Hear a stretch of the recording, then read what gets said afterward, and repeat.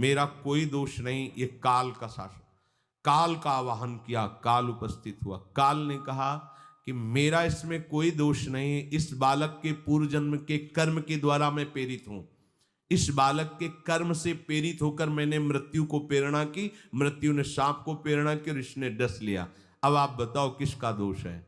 शांत हो गई, क्योंकि इस बालक के ही तो कौन काहू के सुख दुख कर दाता, निजकृत कर्म भोग सुन भ्राता।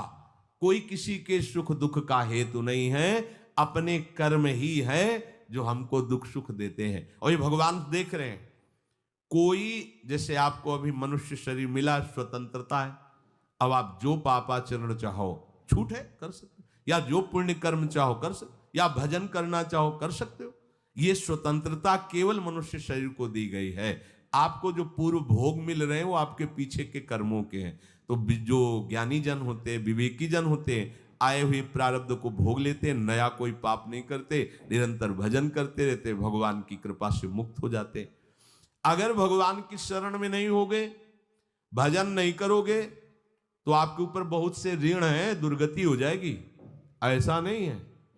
आप यहां भी तो देखो ना, आपके मकान, आपका व्यापार, सब कुछ आपका कहा जाता है, लेकिन सब कुछ सरकार का है। हर चीज का टैक्स देना पड़ेगा तुम्हें।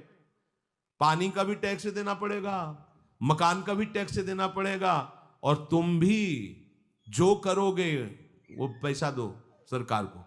टैक्स तुम ऐसे फ्री थोड़ी जा नहीं होता, देना पड़ता है ना। आप मान लो नौकरी कर रहे हो कि हवाई नौकरी करे, तो उसमें सरकारी टैक्स कटेगा आपका, क्योंकि आप सरकारी आदमी हो, भारत देश के वासी हो। ऐसे ही ये टैक्स लगे हुए हैं सरकारी भी। मातृ ऋण, पितृ ऋण, ऋषि ऋण, ये टैक्स है। ऐसा नहीं कि तुम कमाओ खाओ और इसके बाद मर के जाओ स्वर्ग मिलेगा। टैक्स चुकाओ। ये मनुष्य शरीर मिला, इन ऋणों से मुक्त हो। अगर नहीं हुए तो भी तुम्हें दुर्गति होगी। आप देखो, जब कभी ऐसी सूचना मिलती कि अमुक आदमी का अमुक धन पकड़ा गया, तो इनाम दिया जाता है क्या कि इतना कमा लिया? सजा दी जाती है।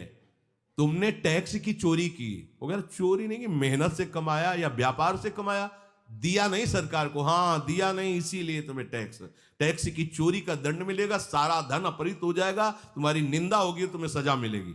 बोलो मिलती है नहीं?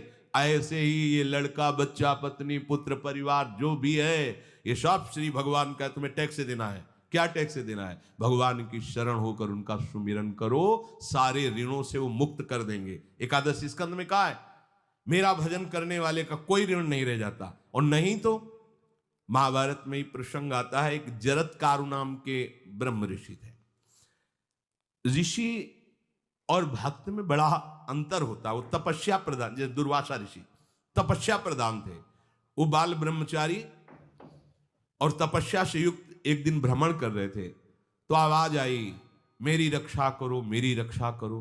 तो उस आवाज की तरफ बढ़े तो देखा कुएं में उल्टा लटके हुए हैं बहुत से ऋषि, और एक केवल तंतु है, एक केवल तंतु है जिसमें दो चूहे लगे हुए उसको भी काट रहे हैं, एक काला और एक श्वेत। तो उन्होंने देखा और दयालु हो गए कि ऋषियों, मैं तुम्हारी कैसे रक्षा कर सकता हूं?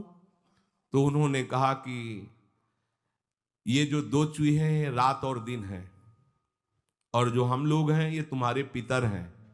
ये चूहे तुम्हारी आयु को काट रहे हैं, एक तंतु हमारे कुल में केवल तुम ही हो, और तुमने तपस्या की ठान ली, ब्याह किया नहीं, गृहस्थ धर्म में गए नहीं, पुत्र हुआ नहीं, तो तपस्या में, भक्ति में एक दम है कि सब ऋणों से मुक्त कर देगी। ये बात ध्यान